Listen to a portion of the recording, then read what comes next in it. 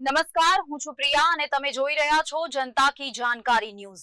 નજર કરીએ આજના સમાચાર। પંજાબના મુખ્યમંત્રી ભગવંત માન આવતીકાલે ગુજરાતના પ્રવાસે આવી રહ્યા છે।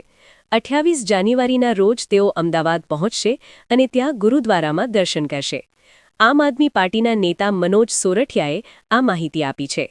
તેમણે જણાવ્યું કે ભગવંત માનનો આ પ્રવાસ રાજકીય તેમજ સામાજિક દ્રષ્ટિએ મહત્વપૂર્ણ માનવામાં આવી રહ્યો છે। મનોજ સોરઠિયાના જણાવ્યા મુજબ પંજાબની આમ આદમી પાર્ટી સરકાર દ્વારા અમલમાં મુકાયેલી લોકહિત યોજનાઓ અને રાજ્યના વિકાસની સફળ કહાની લઈને મુખ્યમંત્રી ભગવંત માન ગુજરાત આવી રહ્યા છે। પંજાબમાં શિક્ષણ, આરોગ્ય, વીજળી, પાણી અને રોજગાર જેવા ક્ષેત્રોમાં થયેલા સુધારા અને સરકારની પારદર્શક કામગીરી વિશે તેઓ ગુજરાતના લોકો સાથે સંવાદ કરશે।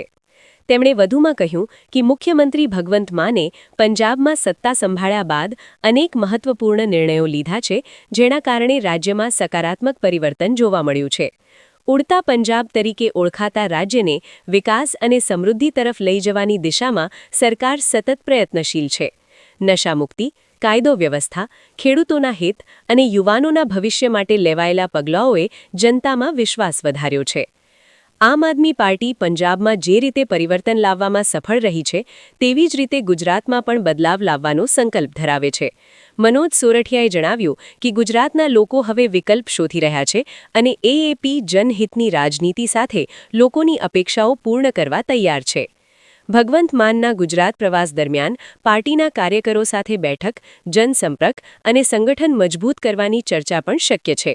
આ પ્રવાસને લઈને રાજકીય વર્તુળોમાં ચર્ચા તેજ બની છે અને ગુજરાતની રાજનીતિમાં નવી ચળવળ સર્જાવાની શક્યતા વ્યક્ત કરવામાં આવી રહી છે। રિપોર્ટર સમીર ખોખર, વીજપડી। નમસ્કાર।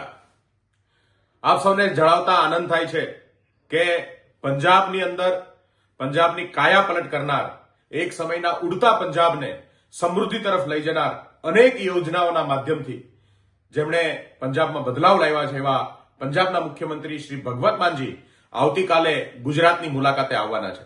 અમદાવાદની અંદર ગુરુદ્વારા ઉપર એ દર્શને જશે અને ત્યારબાદ ગુજરાતની તમામ મીડિયાને સંબોધિત કરવાના છે, જેમણે પંજાબની અંદર અનેક કલ્યાણકારી યોજનાઓ અને હમણાં જે બહુ ચર્ચાનો વિષય બન્યો છે ગુજરાતની અંદર અને દેશની અંદર પણ જેની ચર્ચા છે એવા યુનિવર્સલ હેલ્થકેરને લઈ અને પંજાબ સરકારે જે યોજના બહાર પાડી છે એ તમામ બાબતે અને પંજાબના વિકાસ બાબતે જે વાત છે એ લઈ અને ભગવંત માનજી આવતીકાલે આવે છે।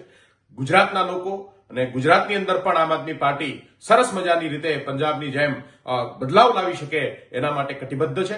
આપ સૌને ફરીથી એક વખત જય હિન્દ, જય ભારત।